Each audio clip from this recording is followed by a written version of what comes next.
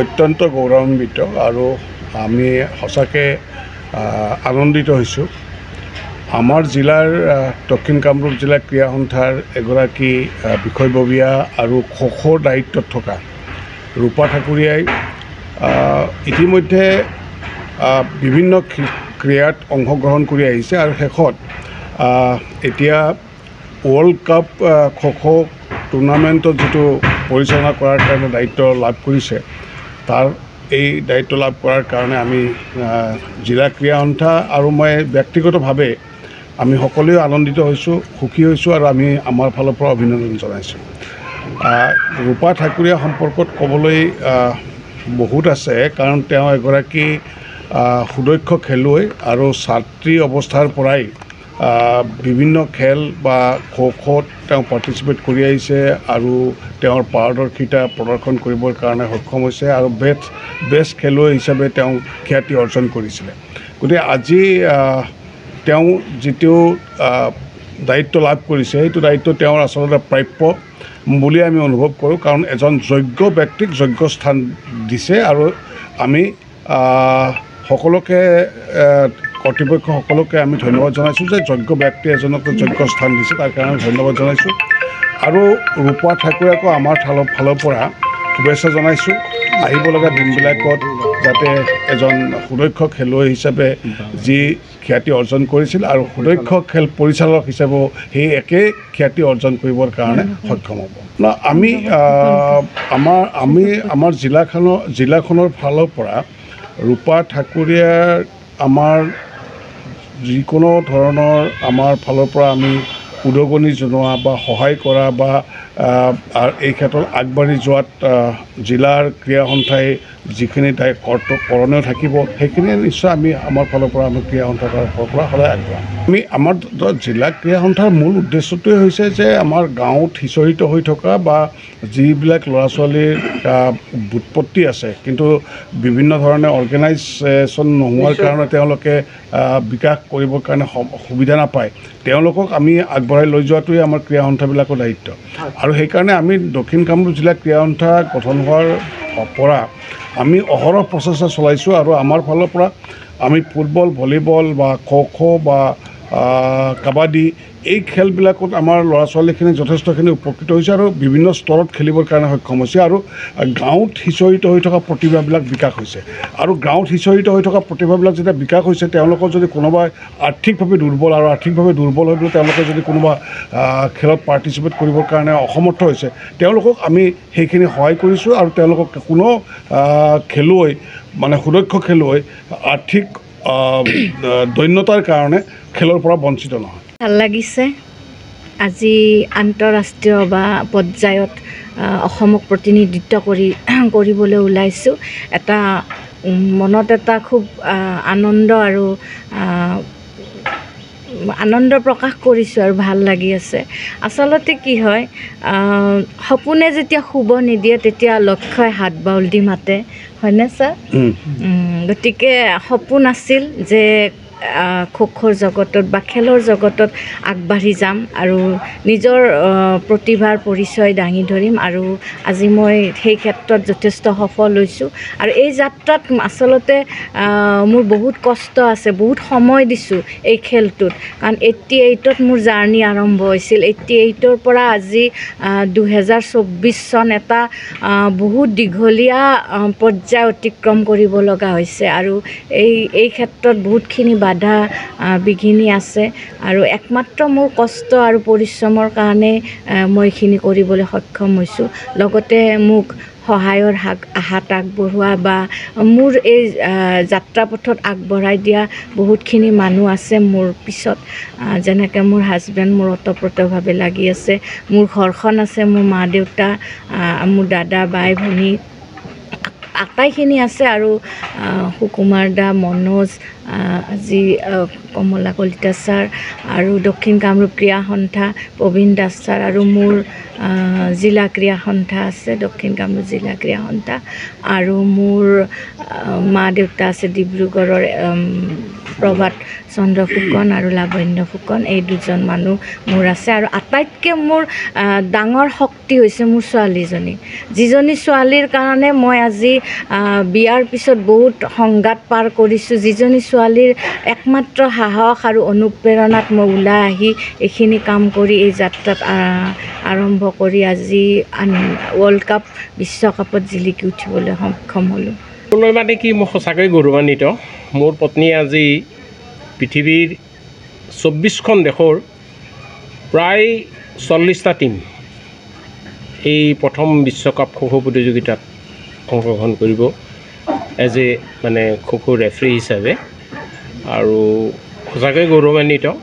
তেওঁৰ যিটো প্ৰতিভা আছে তাত সদায় মই উদগনি আজি মোটামুটি 15 বছৰ আগৰ পৰাই মই উদগনি জনাই আহিছোঁ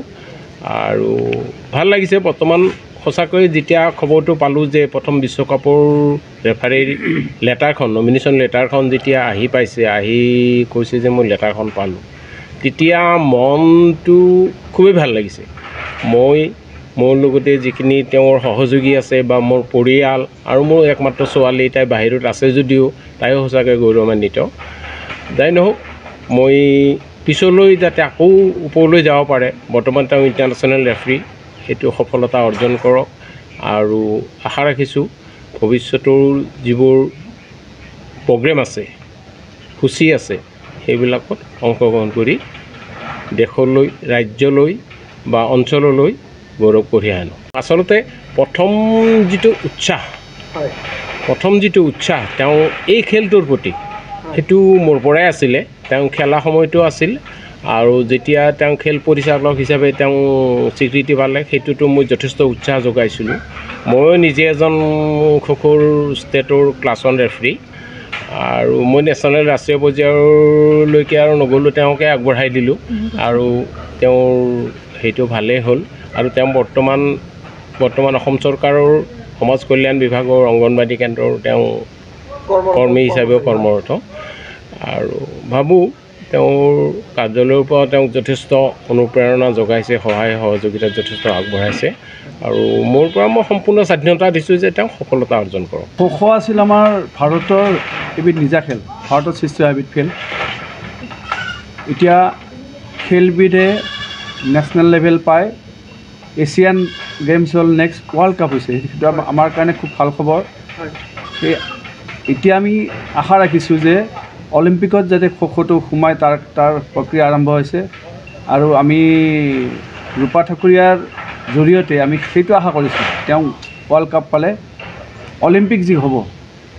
সম্ভৱ 2034 চনৰ অলিম্পিকত খো সোমাব প্ৰক্ৰিয়া আৰম্ভ হৈছে আমি আশা ৰাখিছোঁ আজিৰ এই গৌৰৱৰ মুহূৰ্তত তেখেতৰ বয়স মানে খেলাৰ বয়সে প্ৰায় 40 হ'ব তেতিয়ালৈ 50 হ'ব এই ফিট থাকিব তেওঁ আমি যিমানখিনি জানো তেওঁ নিশ্চয় সেই অলিম্পিকতো আমাক গৌৰৱান্বিত কৰিব আৰু তেওঁৰ যিটো আদৰ্শ যেনেকৈ ৰাহুলক পাইছোঁ আমি এই অঞ্চলৰ পৰা যিহেতু দক্ষিণ কামৰূপত খোখোৰ এটা ভাল পটেঞ্চিয়েলিটি আছে আৰম্ভণিৰ পৰাই দক্ষিণ কামৰূপ ক্ৰীড়া সন্থাই মেইনলি প্ৰায় চেম্পিয়ন হৈ আছে চবকেইটা গ্ৰুপতে আমি নিশ্চয় আকৌ নেশ্যনেল ইণ্টাৰনেশ্যনেল লেভেলৰ আৰু খেলুৱৈ পাম কাৰণ আদৰ্শ হিচাপে যোগসূত্ৰ হিচাপে যিহেতু ৰূপা বৌ আছে আমি সেইটোৱে আশা কৰোঁ ভৱিষ্যতে আমি আমাৰ এইটো অঞ্চলৰ পৰা নেশ্যনেল ইণ্টাৰনেশ্যনেল লেভেলৰ আৰু খেলুৱৈ পাম আমাৰ ৰূপা দাস ঠাকুৰীয়া দেৱীৰ জৰিয়তে আমি আচলতে চৌধুৰীপাৰা গাঁৱৰ পৰা ৰূপা ঠাকুৰীয়াক ধন্যবাদ জনাইছোঁ এটা কাৰণত যে এগৰাকী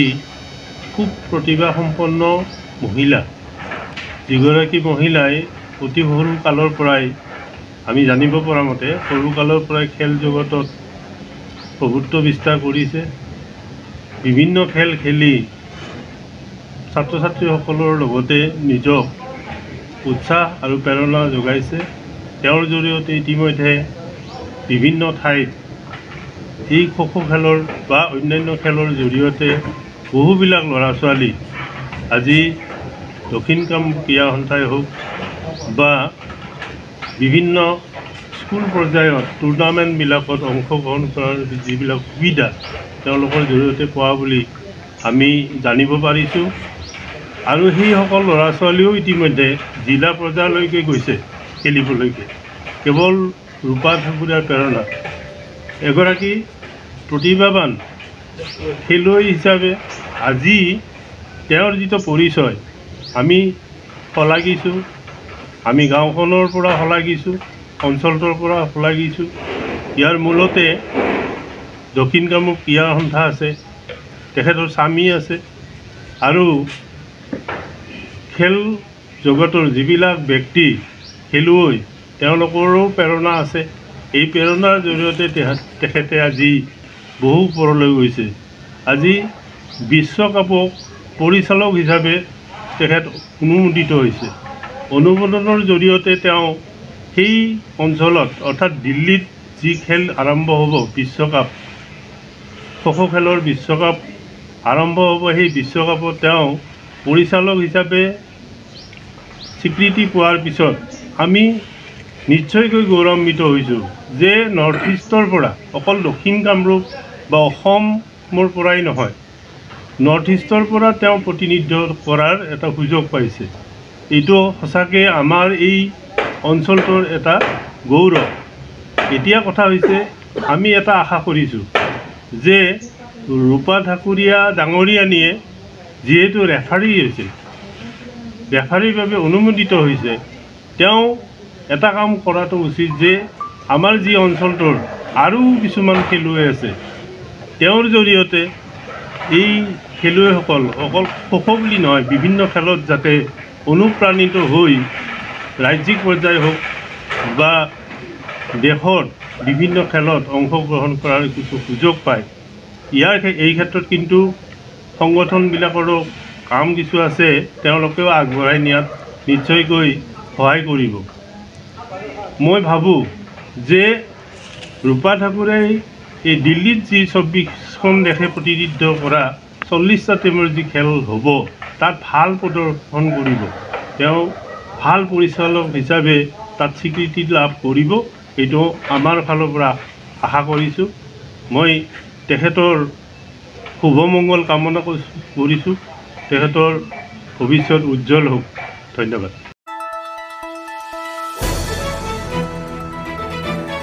দ্য নিউজলেণ্ডছ অবিৰত তথ্যানুসন্ধান আপোনাৰ সেৱাত খবৰ সন্ধান দ্য নিউজলেণ্ড